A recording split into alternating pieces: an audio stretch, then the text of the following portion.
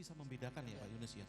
Kita bisa merasakan ini yang tadi Pak Yunus ada api asing, artinya ada kehangatan yang berbeda. Ini bukan kehangatan yang dari Tuhan, gitu kan.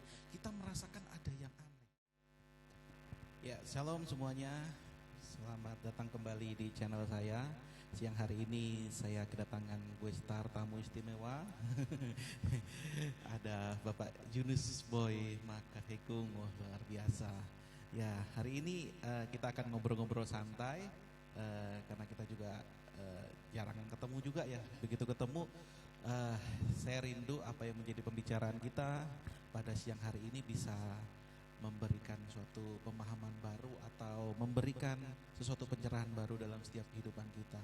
Nah, hari ini kita akan membahas mengenai worship in real life. Artinya penyembahan di dunia yang nyata. Artinya begini, hari ini kalau kita berbicara seorang penyembah, kita berbicara seorang yang memuji Tuhan, itu bukan hanya suatu sosok yang bekerja di gereja, bekerja di persekutuan, bekerja di balik mimbar, enggak. Tetapi sebenarnya di kehidupan nyata pun dia harus menunjukkan juga sebagai kehidupan seorang penyembah, begitu ya Pak Yunus ya.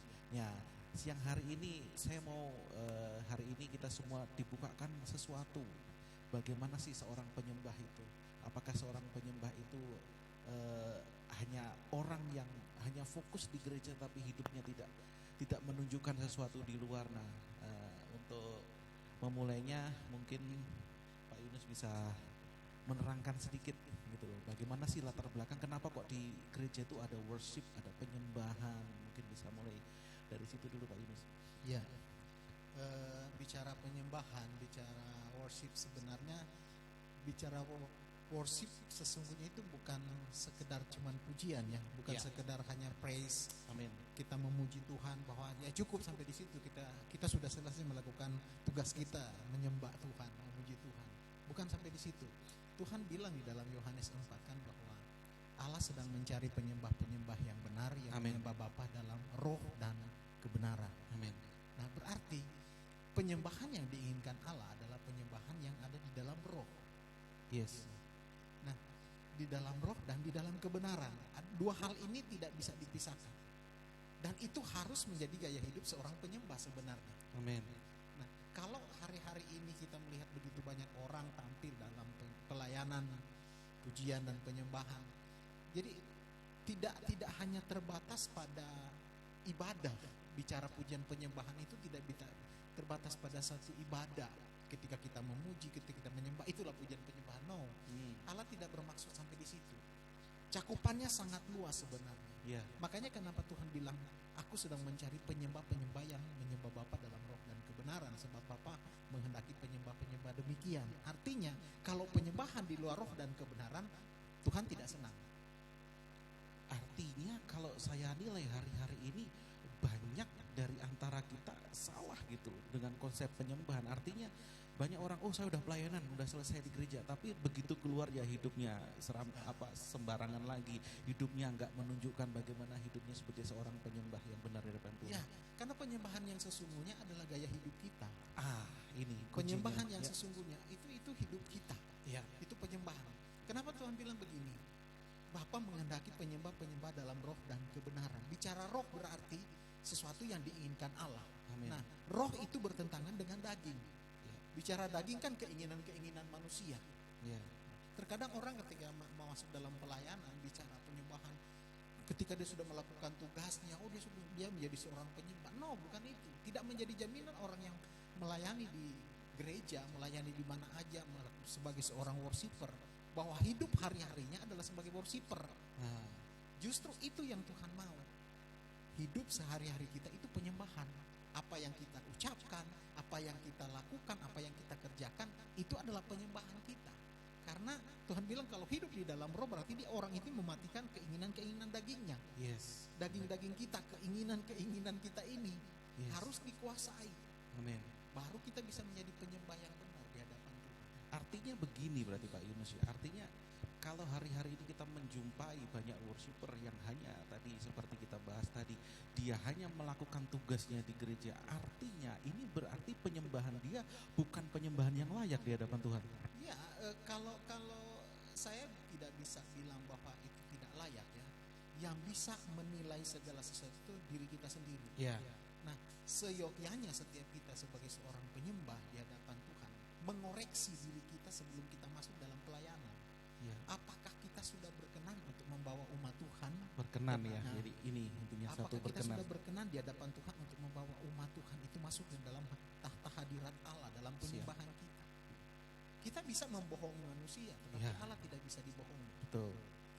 Mungkin kita, makanya gini, Tuhan bilang kan, cerita tentang seorang yang datang mempersembahkan sesuatu kepada Tuhan. Tuhan bilang, tinggalkan persembahanmu itu, pergi dulu berdamai dengan orang di luar sana. Ya. Baru engkau datang dan persembahkan. Artinya, ketika kita masuk di dalam memimpin dalam pelayanan, apapun pelayanan kita, apalagi mau pimpin pujian penyembahan, kita harus koreksi diri kita ini. Berdamai dulu kalau memang ada sesuatu yang tidak benar. Kalau saya lebih baik saya batalkan pelayanan saya daripada saya munafik. Saya bisa bohongi orang, bisa bohongi teman-teman saya, ya kan? Yes. Karena mereka tidak tahu. Tapi ingat, Allah kita Allah yang melihat segala sesuatu, tidak ada yang tertutup buat Dia. Dan Amen. itu nanti akan dipertanggungjawabkan di hadapan Tuhan. Berarti kita munafik Amin. di hadapan Tuhan. Itu yang harus kita jaga. Ya, saya dapat 2 poin, nanti mungkin ada tambahan poin lagi. Artinya begini, ciri-ciri orang yang menyembah, artinya worship in real life, artinya orang yang menyembah ketika penyembahannya itu bukan hanya di gereja, tapi penyembahannya bisa dinikmati orang. Artinya yang pertama, dia harus membuat hidupnya berkenan. Betul. Berkenan. Yang kedua, dia harus bukan hanya berkenan kepada Allah, tetapi juga berkenan kepada manusia. Artinya apa? Kita harus yang tadi Pak Yunus bilang, katanya kita harus berdamai. Gitu. Artinya kita harus menyelesaikan kalau ada konflik, kalau ada masih apa, kita harus selesaikan gitu kan. Karena nantinya jadi api asing di hadapan Tuhan. Ya. Jadi api asing. Kita mungkin bisa kelabui orang-orang di sekitar. Pernah punya pengalaman, Pak Yunus? Saya banyak pengalaman. Jadi terkadang saya harus berurusan dengan orang-orang di gereja yang, loh kamu kan sudah dijadwalin begini. Lebih baik saya di-cut atau diberi sanksi tidak melayani daripada saya memaksakan diri saya melayani sementara diri saya tidak benar. Saya lebih mencari perkenanan Tuhan daripada perkenanan manusia. Yes, ini langka loh yang seperti ini. Artinya kan banyak orang ya udahlah karena sudah jadwal, sudah kadung ya sudahlah. Artinya itu pelayanan bisa rusak karena betul kan? Betul. Karena hanya satu orang yang nggak menyelesaikan. Ya betul. Betul. Hidupnya nggak berdamai dulu, nggak ini ya. Saya setuju sekali. Ya luar biasa hari ini. Dan Pak Yunus, saya mau ini yang mengganjal saya. Artinya begini, adakah sebenarnya ketika seseorang itu tidak menyembah di dalam roh dan kebenaran atau hidup di luarnya, artinya sepenuh hidupnya, waktunya itu dia tidak mempersembahkan kepada Tuhan. Artinya ada nggak sih perbedaannya gitu loh, seorang penyembah yang benar-benar hidupnya menyembah dan orang yang hanya berdasarkan tugas, dia menyembah hanya tugas gitu kan. Itu perbedaannya akan kelihatan. Ya. Kelihatan pertama begini, ketika saat dia menyembah, penyembahan yang dia angkat di hadapan Tuhan, apakah itu sekedar sebuah lip service atau sesuatu yang keluar dari dalam hati, ya kan? Itu yang pertama. Yang kedua, dari cara hidup setiap hari. Seorang penyembah itu dilihat dari cara hidup setiap hari. Omongannya dia dijaga, karakternya dia dijaga. Itu harus benar-benar sesuai dengan kebenaran. Harus sesuai dengan firman Tuhan. Makanya Tuhan bilang apa kan? Menyembah Bapa dalam roh dan kebenaran.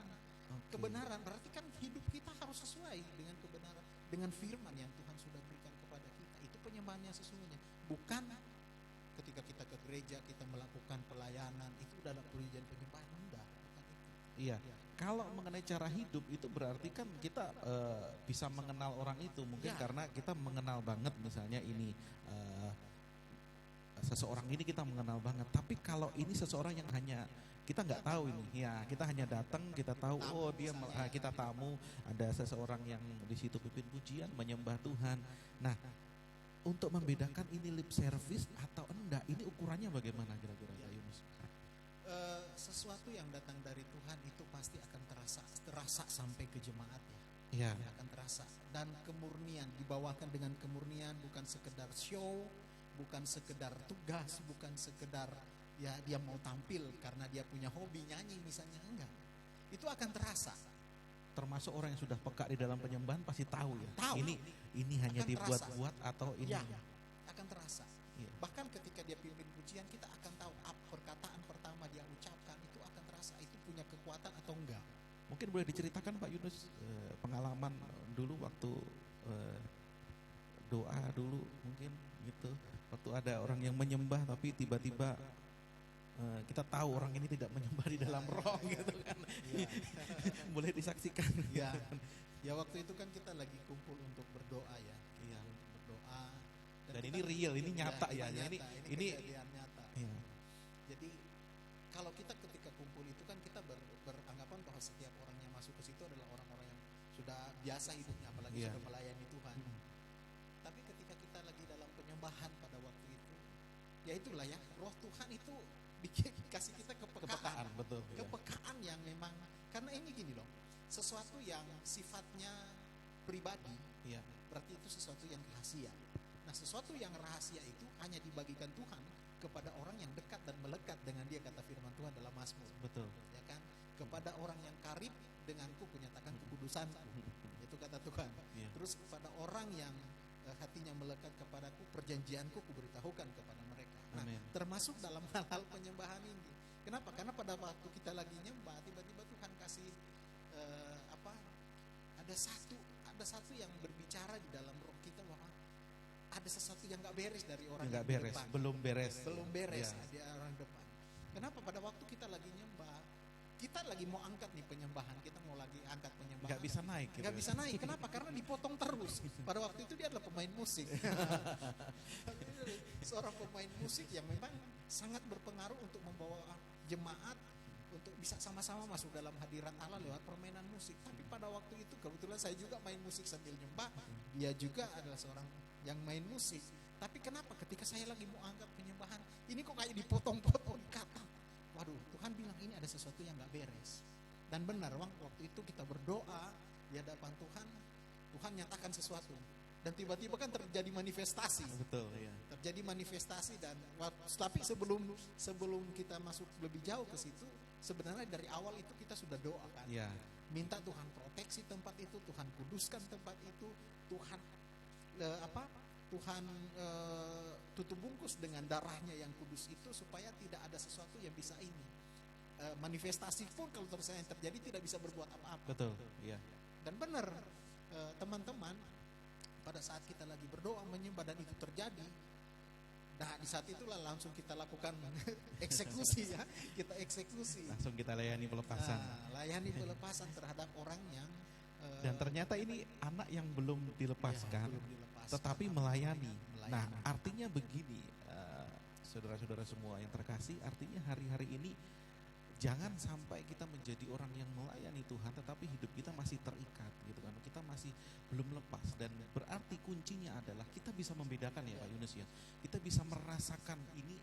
Yang tadi Pak Yunus ada api asing, artinya Ya. ada kehangatan yang berbeda.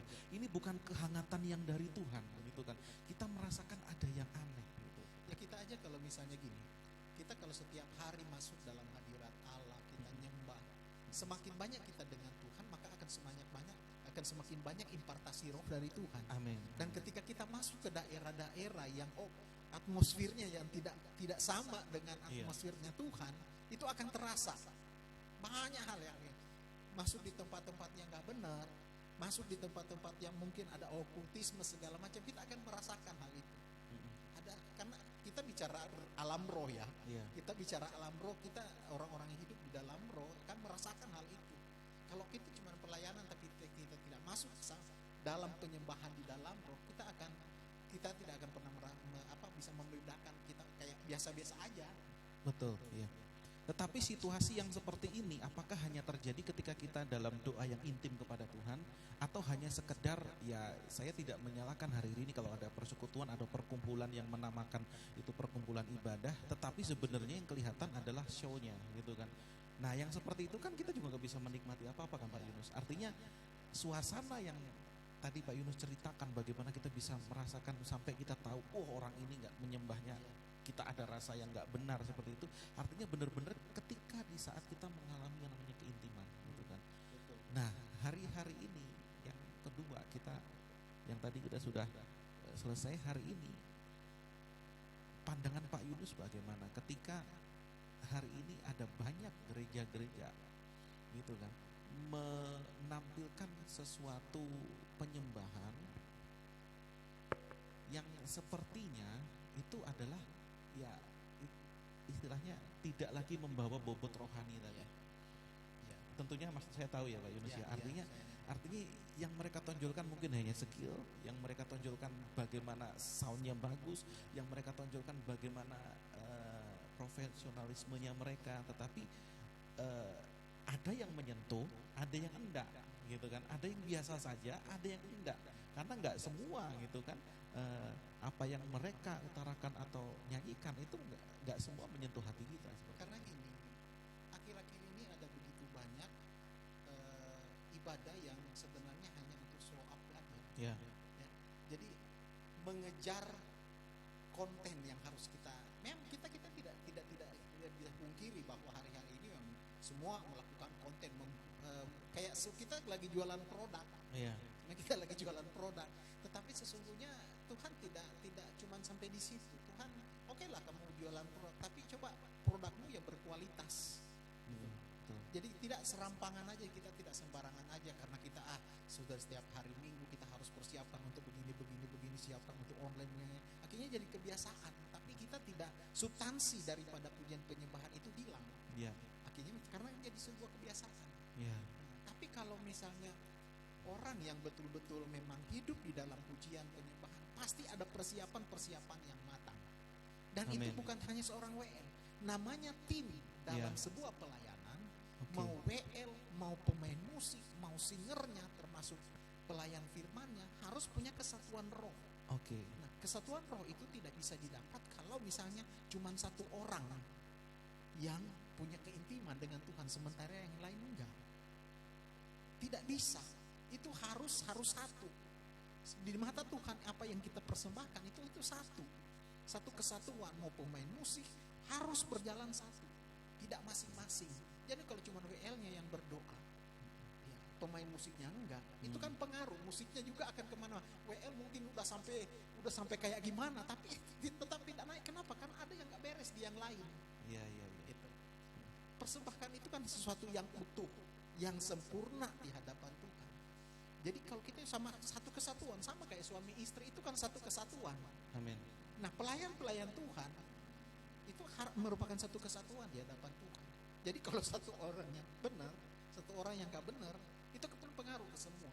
Misalnya contoh, pada waktu Akan melakukan pelanggaran, apakah Tuhan hanya menghukum Akan?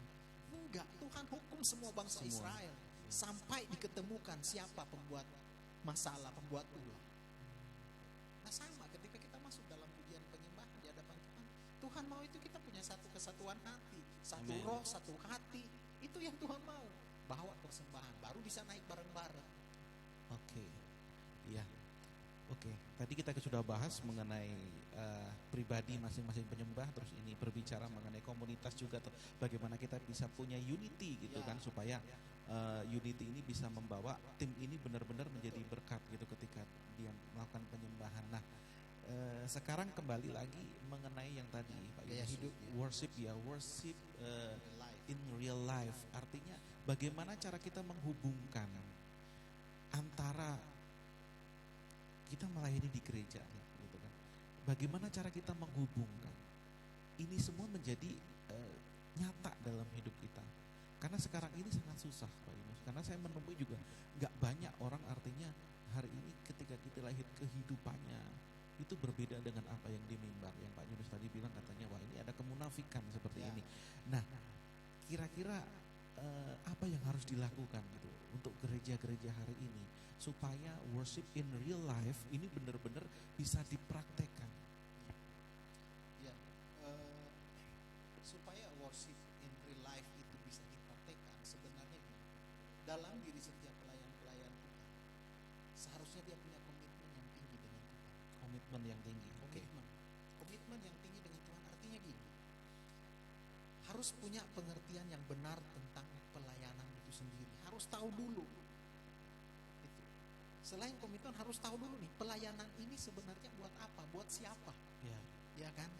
Kalau dia tahu pelayanan itu untuk Tuhan, nah komitmennya itu, kembali ke komitmen tadi, dia harus mempersiapkan diri. Itu pertama, mempersiapkan dirinya.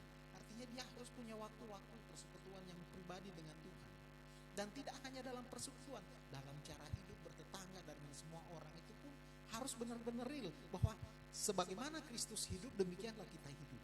Oke. Dalam perkataan, supaya gini, kita tidak menjadi batu sandungan buat orang lain. Ya. Misalnya gini, kita lagi melayani di gereja nih, lagi on fire dengan benar-benar, tapi gaya hidup kita di luar, di lingkungan itu tidak berkenan.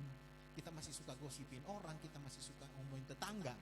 Nah, satu saat tiba-tiba ada orang datang masuk dalam perkumpulan kita, tanpa kita ketahui ternyata itu orang itu diundang sama teman kita, dan itu adalah tetangga kita, dan dia melihat kita, ya ampun itu orang itu dia melayani di sini, waduh dia gaya itu kan sudah jadi batu sandungan. Betul. Berarti kita tidak hidup sebagaimana Kristus hidup. Kita cuma sebagai sebuah, ya kayak lagu lah, dunia ini panggung sandiwara. Bersandiwara. Kalau saya enggak suka dengan cara seperti itu. Iya. Lebih baik saya memilih ditolak manusia daripada ditolak Allah. Amin. Karena apa yang saya lakukan tadi. Jadi harus ada persiapan hati kita. Mau sekecil apapun pelanggaran itu di hadapan Tuhan, itu kan tetap pelanggaran. Iya. Jadi harus dibereskan. Iya. Terkadang saya misalnya gini, ada cekcok dengan istri sebelum masuk dalam pelayanan. Nah, berarti kan saya, meskipun itu bukan kesalahan saya misalnya, saya harus memposisikan diri sebagai seorang yang harus meredakan diri di hadapan Tuhan, termasuk minta maaf, karena saya mau persembahkan korban di hadapan Tuhan. Iya. Nanti korban saya jadi kutuk buat saya kalau saya munafik di hadapan Tuhan. Oke, di hadapan manusia sepertinya saya seorang profesional. Bicara pujian penyembahan itu kan bukan bicara kita sekedar seorang yang profesional. Iya. Tapi kembali ke hati kita ini. Amin. Kembali ke hati kita. Tidak cukup kita pinter bernyanyi, bagus suaranya, pinter skill musik kita, tidak cukup. Tapi kalau kita tidak hidup di dalam pujian dan penyembahan, waktu-waktu pribadi, dan menghidupi, menggarami firman itu di dalam kehidupan kita, maka kita baru bisa menjadi seorang pemuji dan penyembah. Amin. Luar biasa hari ini. Kira-kira sebagai penutup ini ya, sebagai penutup hari ini pesan-pesan kepada, karena saya melihat hari-hari ini banyak anak-anak muda ini on fire banget gitu kan, melayani, luar biasa sampai punya jadwal banyak, kadang begitu ya, iya, punya jadwal banyak, main di sini gitu, tampil di sini, tampil malah di jadi sini. kebanggaan ya. Nah, pesan buat adik-adik kita mungkin yang hari ini memang mau belajar melayani, atau yang mungkin sudah melayani, tetapi jangan sampai begini loh, dalam tanda kutip, ini mungkin agak sedikit riskan, tapi saya harus bicara. Artinya begini ya, saya tahu gitu loh, anak-anak muda, adik-adik kita ini mungkin mereka belum punya pekerjaan yang tetap atau apa, dan ada banyak dari adik-adik kita ini mengandalkan itu ya, dari ini ada persembahan kasih, ada apa, jadi ada itu teman-teman itu yang lari ke sana ke sini, itu sih bagus, nggak masalah, karena apa, dia menjadi berkat di banyak tempat. Tetapi yang jadi masalah ketika terjadi crash, artinya apa, ada dua panggilan pelayanan yang berbeda di tempat yang berbeda. Dia lihat, wah PK-nya di sana lebih besar, artinya dia membatalkan. Nah, ini loh pesan dari Pak Yunus, apa dari buat adik-adik kita supaya benar-benar kita menjaga yang Pak Yunus tadi bilang, komitmen kita, menjaga ini kita gitu. Kira-kira pesan Pak Yunus apa?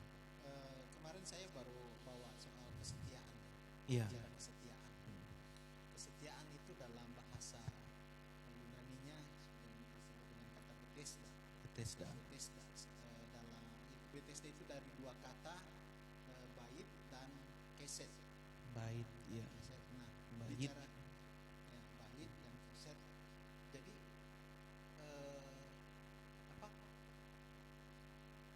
keset itu berbicara tentang faithfulness, merciful, terus bicara tentang iman, percaya kita sama Tuhan.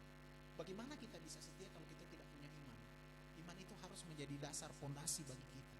Nah, kita mau setia nih dalam, Tuhan bilang kalau barang siapa setia dalam hal-hal kecil, maka Tuhan akan percayakan hal-hal yang besar.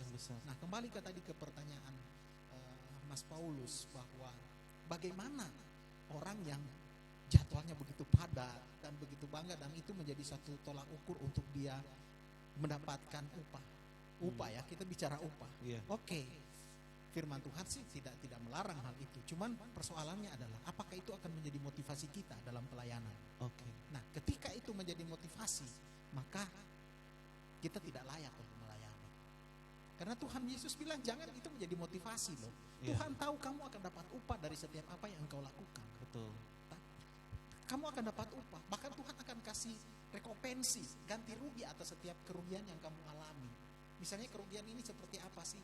Waduh Tuhan, saya ada pelayanan di sini, tapi saya tahu saya sudah punya jadwal duluan di sini. Di sana bayarannya lumayan gede. Yang ini malah kadang Ini free gitu kadang, loh. nah, yang ini kadang malah free, malah cuma ucapan terima kasih doang. Iya. Nah, Tuhan tahu. Sementara yang ini udah duluan nih. Yang sana kan belakangan. Iya. Nah, mana yang kita mau pilih? Ya kan? Tapi terkadang banyak orang pilih yang memang ada bayaran yang tinggi. Iya, benar. Itu enggak boleh ya Pak Nah, Yesus ya? itu aja udah salah. Salah. Berarti Oke. kita melayani Tuhan karena Motivasinya upah. salah, betul. Motivasinya upah. Kita bersyukur kalau kita dikasih talenta, dikasih Tuhan kesempatan untuk melayani. Setia dengan apapun yang Tuhan sudah percayakan itu. Ya, kalau seandainya Tuhan bilang, ya cukup, saya ambil semuanya. Iya. Kamu dikasih cacat misalnya segala macam, kamu tidak bisa bersyukur dengan talenta yang Tuhan sudah kasih. Kamu pergunakan untuk mata pencaharian kamu. Nggak salah sih, cuman jangan sampai itu jadi motivasi. Betul. Motivasi bahwa saya melayani supaya dapat upah. Nggak boleh. Tuhan larang. Keset tadi berbicara kita percaya kepada Tuhan bahwa Tuhan akan mencukupi Iya, segala akan kehidupan kita. mencukupi segala kebutuhan kita. Bukan dari Motivasi kita Ya. untuk dapat upah. betul, iya. Jadi, Tapi ini saya menarik sekali. Ini bahasa Yunaninya keset ya. Ya. Artinya keset ini kan yang diinjak-injak. ya, betul.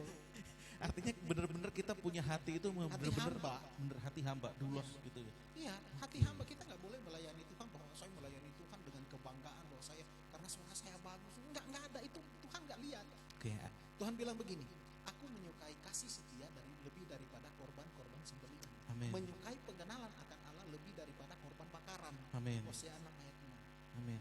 Nah, bicara kesetiaan tadi di dalam Amsal 19 ayat 22 bilang begini, bahwa sifat yang diinginkan pada seseorang adalah kesetiaannya. Bagaimana kita setia dalam pelayanan kita? Amin. Bagaimana kita setia dengan menghidupi firman Tuhan dalam hidup kita sebagai seorang penyembah? Kan real life kita memang nggak gampang. Makanya kita butuh latihan setiap hari. Latihan, betul, Ya, latihan. dilatih supaya kita menjadi tekun. Nah, ketekunan itu akhirnya membuat kita jadi tahan atas ujian-ujian segala macam. Dan Amin. kita menjadi orang yang menang. Dan ketika kita masuk dalam pelayanan yang lain-lain itu tidak menjadi motivasi buat kita. Amin. Karena kita mau persembahkan yang Termasuk terbaik buat ujian Tuhan. PK yang besar tadi ya. Iya, termasuk Artinya ujian PK itu. Waduh, ternyata misalnya orang kan apalagi misalnya gini, terus saya lagi punya kebutuhan nih. Nah, itu kita diperhadapkan dengan ujian-ujian seperti itu. Iya. Saya punya kebutuhan. Di sini kadang-kadang cuma terima kasih doang misalnya. Di sana memang waduh, kayaknya kalau saya berapa kali pelayanan di sana cukup nih kebutuhan saya. Nah, di mana yang kita mau pilih? Itulah ujian atas kesetiaan yang Tuhan kasih dalam Amin. pelayanan. Amin. Mana yang kita mau pilih? Iya. Kalau saya sih bersyukur, mau dibayar nggak dibayar buat saya bukan itu kok tujuan saya. Iya. Saya bersyukur ketika saya masih hidup diberi nafas oleh Tuhan untuk bisa melayani Tuhan. Amin. Amin. Amin. Itu yang penting. Kenapa? Karena upah kita, Tuhan bilang upah kita di sana loh, bukan Iya. di dunia ini. Nah, rekompensi, bicara rekompensi, ganti rugi. Ya sudah, dengan keadaan kita yang memang lagi butuh uang misalnya, dan kita nggak punya apa-apa, dan kita harus melayani di tempat di mana kita hanya say thank you. Ya udah nikmati aja, Tuhan tahu kok. Amin. Karena Tuhan adalah Allah Tuhan yang nggak pernah memelihara memintangi hidup kita, Iya. gitu. Tuhan nggak akan pernah ingkari janjinya. Amin. Kenapa saya bisa ngomong begini? Kenapa? Karena hidup saya Mengalami sendiri. mengalami sendiri. Itu loh. Saya sudah berapa tahun ini saya memang tidak bekerja ya, tidak bekerja, tapi saya hidup dari pelayanan yang dan pekerjaan yang memang sering dikasih teman-teman di sebuah instansi. Tetapi kadang datang godaan, datang bisikan. Aduh, kamu gimana sih kamu melayani Tuhan tapi begini. Tapi di saat itu juga ada kayak ada malaikat putih sama malaikat yang bertanduk. Jadi tapi satu malaikat bilang begini, yakin, percaya sama janji Tuhan. Bicara iman berarti kan percaya dan bertindak ya. Iya. Tidak cukup dipercaya dan kita tidak pernah bertindak. Nah, percaya bahwa Tuhan itu ada dan melihara dan sudah. Kamu sudah persembahkan hidup kamu sama Tuhan, sudah mau melakukan segala sesuatu untuk Tuhan. Ya sudah, jalanin aja. Sampai hari ini terpelihara. Sampai hari ini tidak terpelihara. Pernah kekurangan. Bahkan saya tidak. Kemarin aja kan saya lah kok ini di rekening saya kok tiba-tiba uang ada bertambah. Saya nggak tahu dari mana. Pokoknya saya nggak mau tahu. Saya bilang Tuhan, hidup saya adalah hidup oleh karena anugerah-Mu dan hidup saya adalah tanggung jawab Tuhan. Amin. Sama ketika saya sebelum datang ke Jakarta, merantau, saya berjalan dengan hidup oleh anugerah Tuhan. Karena ya itu, hidup itu kenapa? Karena hidup dalam penyembahan setiap hari. Amin. Ya. Dalam persekutuan dengan Tuhan, menghidupi, menggarami firman itu di setiap hari-hari di mana kita berada. Dan itu bukti pemeliharaan Tuhan. Dahsyat, luar biasa. Nah, teman-teman, adik-adik semua yang hari ini mungkin sedang bergelut, engkau melayani Tuhan, engkau sudah sungguh-sungguh di hadapan Tuhan. Ingat, hari ini tema kita worship in real life. Saya percaya realita dalam kehidupan kita memang perlu gitu kan, yang namanya materi. Tapi jangan sampai seperti Pak Yunus tadi katakan, jangan sampai itu menjadi motivasi kita. Jangan sampai itu menjadi motivasi kita. Motivasi kita ya untuk menyenangkan hati Tuhan, bukan untuk mendapatkan upah atau PK apa segala macam. Karena Tuhan, begini, ya. Mas Paulus, Ya. maaf saya potong. Pernah begini, dalam satu pelayanan tiba-tiba, biasanya kan gereja memberikan ini yang saya bilang gini, coba kita uji. Ya. Tidak memberikan 1% satu peser pun buat setiap yang melayani Tuhan. Kita akan lihat seberapa lama mereka akan setia. Dan memang benar, ternyata begitu banyak yang mengundurkan diri. Iya, karena ya berarti kan dari situ aja sudah ketahuan bahwa motivasinya apa. Jadi kenal adik-adik buat teman-teman dimanapun berada. Hal yang pertama saya mau katakan bahwa cari tahu pengertian pelayanan itu apa sih. Iya. Penting untuk kita tahu melayani itu untuk apa dan kepada siapa pelayanan kita. Amin. Terus yang ketiga, jangan jadikan pelayanan itu sebagai ladang untuk engkau mencari penghasilan. Jangan. Ada, kalau Tuhan izinkan kita melayani, sudah layani. Masalah reward upah, biarkan Bapa di surga yang memikirkan. Pasti Amin. Tuhan akan kasih. Amin. Ya. Jadi hari ini kita berdua bukan hanya memberikan teori ya Pak Yunus. Artinya kita sendiri sudah mengalami, karena kita juga hampir 20-an tahun kita melayani Tuhan sebagai worship leader, pemusik atau pengerja di gereja. Nah, untuk adik-adik semua kita juga memberikan motivasi. Artinya saya bersama dengan Pak Yunus dulu juga satu pelayanan. Dulu saya lebih gila lagi teman-teman. Saya dulu kalau namanya PK itu sampai gaji saya itu kalah dengan PK saya karena sering diundang sana kemari ucapan syukur, itu besar sekali PK-nya begitu loh. Itu besar sekali gitu. Bahkan sampai saya dapat 1 bulan itu 2 kali dari gaji saya. Tapi apakah itu semua bisa memuaskan saya? Enggak, saudara. Enggak, teman-teman. Tetapi begitu saya putuskan, oke, aku enggak mau seperti itu lagi. Sekarang aku enggak mau pilih-pilih pelayanan. Ini pelayanan mau dikasih apa enggak, ini pelayanan di kolong jembatan atau di orang. Saya lakukan. Dan sampai saat ini Tuhan rubah kehidupan saya menjadi luar biasa. Artinya kalau dulu mungkin banyak datang berkat, tapi tetap kita berkekurangan. Tapi sekarang walaupun kelihatannya kita enggak dapat dari pelayanan, tetapi dari hal yang lain kita dapat. Artinya apa? Benar kata Pak Yunus, jangan jadikan ladang Tuhan ini menjadi ladang ladang pencaharian kita, mata pencaharian kita. Tapi jadikan itu memang menjadi kita, itu menjadi motivasi, bahkan bahwa kita harus menyenangkan hati Tuhan. Kuncinya di situ saja.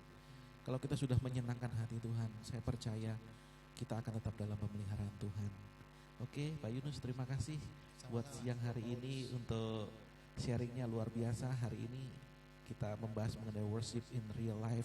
Saya percaya hidup yang nyata itu memang susah, tapi bukan berarti kita menyerah. Amin. Perlu dilatih. Amin. Perlu latihan karena kita prajurit Tuhan. Amin. Oke teman-teman, terima kasih untuk atensinya untuk menyaksikan tayangan ini. Semoga menjadi berkat. Tuhan Yesus memberkati.